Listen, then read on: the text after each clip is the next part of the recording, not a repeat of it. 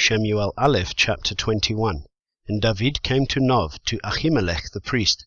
And Ahimelech trembled when he met David, and asked him, Why are you alone, and no one is with you? And David said to Ahimelech the priest, The sovereign has commanded me a word, and said to me, Let no one know whatever of the word about which I send you, and which I have commanded you. And I have directed my young men to such and such a place. And now, what do you have on hand? Give 5 loaves into my hand, or whatever is found. And the priest answered David, and said, There is no ordinary bread on hand, but there is set-apart bread, provided the young men have kept themselves from women.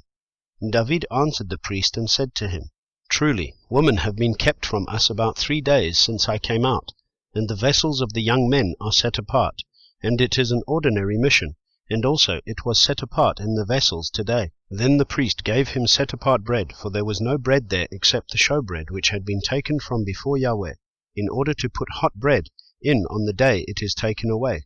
Now one of the servants of Shaul was there that day, detained before Yahweh, and his name was Doeg, an Edomite, the chief of the herdsmen who belonged to Shaul.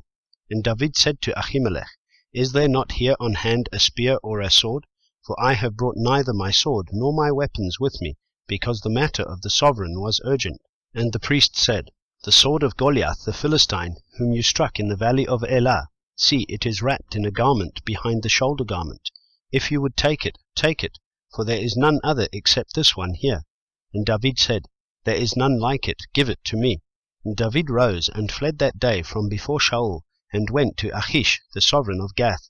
But the servants of Achish said to him, Is this not David the sovereign of the land? Did they not sing of him to each other in dances, saying, Shaul struck his thousands, and David his 10,000s?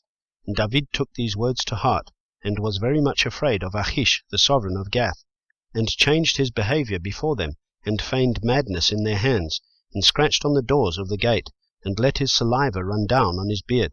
Then Achish said to his servants, Look, you see the man is acting like a madman. Why do you bring him to me?